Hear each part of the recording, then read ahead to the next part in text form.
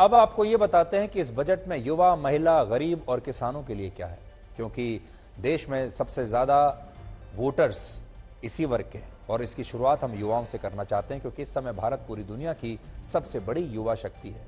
पहला, भारत के युवाओं के कौशल के विकास पर जोर दिया जाएगा, यानी स्किल डेवलपमेंट जिसे आप कहते हैं, और इसके लिए प्रधानमंत्री कौशल विकास योजना का विस्तार किया जाएगा। तो युवाओं के लिए पहली बात यह है कि युवाओं का स्किल्ड होना बहुत जरूरी है। आपने देखा होगा युवा ये शिकायत करते हैं कि हमारे पास रोजगार नहीं है, लेकिन क्या युवाओं के पास रोजगार पाने के लिए हुनर है? उनके पास कोई स्किल सेट है?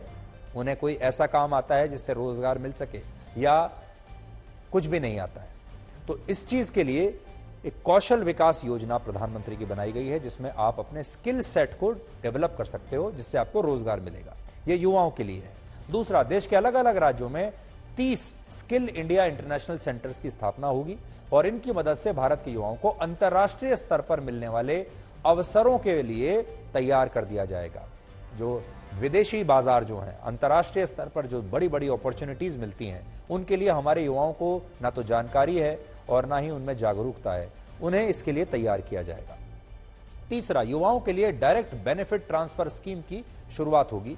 अब सरकार जो भी आर्थिक सहायता देगी वो सीधे उनके बैंक अकाउंट में पहुंचेगी। चौथा, एमएसएमई सेक्टर के लिए सरकार एक क्रेडिट गारंटी स्कीम लाएगी, जिस पर केंद्र सरकार द्वारा 9,000 करोड़ रुपए खर्च किए जाएंगे। पांचवां, युवाओं के लिए एक नेशनल डिजिटल लाइब्रेरी की स्थापना की जाएगी और ये जो नेशनल डिजिटल लाइब्रेरी है, ये एक बहुत ही क्रांतिकारी कदम है। इसके जरिए हमारे देश के जो युवा हैं, जो बच्चे हैं, वो इस नेशनल डिजिटल लाइब्रेरी के जरिए पढ़ाई लिखाई कर सकते हैं, चाहे वो किस देश के किसी भी हिस्से में रहते हैं। उन्हें एक बड़ी लाइब्रेरी का जो एक बड़ा कंटेंट है उसमें एक्सेस मिलेगा। देश के बड़े शैक्षिक संस्थानों में आर्टिफिशियल इंटेलिजेंस के 3 एक्सीलेंस सेंटर ऑफ एक्सीलेंस की स्थापना की जाएगी। तो भारत के युवाओं को आर्टिफिशियल इंटेलिजेंस के लिए भी अभी से तैयार किया जा रहा है। सातवीं बात, जो युवा देश के अलग अलग हिस्सों में शिक्षा को बढ़ावा देने के लिए एनजीओज में काम कर रहे हैं, सरकार उनसे भी जुड़ने का प्रयास करेगी। बजट में महिलाओं के लिए भी काफी कुछ है। आज सरकार ने देश की महिलाओं को आत्मनिर्भर बनाने के लिए एक नई योजना का ऐलान किया है, जिसका नाम है महिला सम्मान बचत प्रमाण पत्र। इस योजना में महिलाओं को 2 लाख रुपए की बचत पर 7.5% का एक निर्धारित ब्याज मिलेगा, इंटरेस्ट मिलेगा 7.5% का, और ये योजना 2 साल के लिए होगी।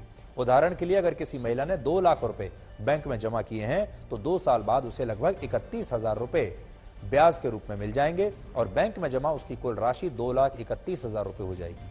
इसके अलावा जरूरत पड़ने पर महिलाएं इनमें से कुछ पैसा निकाल भी सकती हैं और यह योजना अप्रैल 2023 से लागू होगी, यानी इस साल अप्रैल से लागू हो जाएगी। और महिलाओं के लिए वर्ष 2022 में दीनदयाल अंत्योदय योजना शुरू की हुई थी, जिसका उद्देश्य था महिलाओं को स्वरोजगार के लिए तैयार करना, और इस बजट में उनके लिए ट्रेनिंग की व्यवस्था की गई है। साथ ही महिलाएं अगर कोई सामान बना रही हैं या कोई व्यवसाय कर रही हैं तो उसके लिए कच्चा माल भी सरकार उन्हें अब उपलब्ध करवाएगी।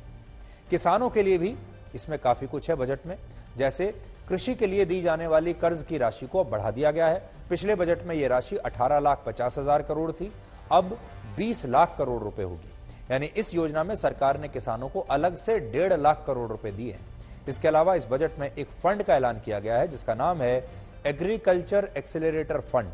इस फंड से उन लोगों की मदद होगी जो कृषि के क्षेत्र में नए स्टार्टअप्स शुरू करना चाहते हैं। तो बड़ी बात यह है कि जो स्टार्टअप्स के बारे में जब आप सोचते हैं तो आप कल्पना करते हैं गुड़गांव या बेंगलुरु जैसी कंपनियां। स्टार्टअप्स के बारे में आप सोचते हैं तो आपको लगता है कि कोई या तो टेक्नोलॉजी कंपनी होगी या आईटी कंपनी होगी या कोई फूड डिलीवरी कंपनी होगी, इस तरह की कोई कंपनी होगी। लेकिन क्या कृषि में स्टार्टअप्स नहीं हो सकते? तो सरकार किसानों से कह रही है कि आप भी स्टार्टअप्स शुरू कीजिए।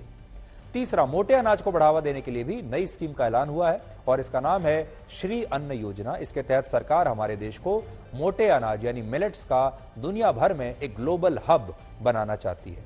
चौथा, इस बार किसानों के लिए डिजिटल पब्लिक इंफ्रास्ट्रक्चर की शुरुआत होगी और यह एक ऐसा प्लेटफॉर्म होगा जहां पर कृषि से जुड़ी हर जानकारी किसानों के लिए डिजिटल रूप से उपलब्ध होगी। इसके अलावा सरकार 1 करोड़ किसानों को ऑर्गेनिक खेती, जैविक खेती करने के लिए आर्थिक सहायता देगी और कीटनाशकों का प्रयोग कम करने के लिए 10,000 बायो इनपुट रिसोर्स सेंटर बनाए जाएंगे। ताकि अब हमारे किसान जो केमिकल्स डालते हैं, फर्टिलाइजर्स डालते हैं, उन्हें कम डालें। इस बजट में मछली पालन को बढ़ावा देने के लिए 6,000 करोड़ रुपए, बागवानी पर 2,200 करोड़ रुपए अलग से दिए जाएंगे।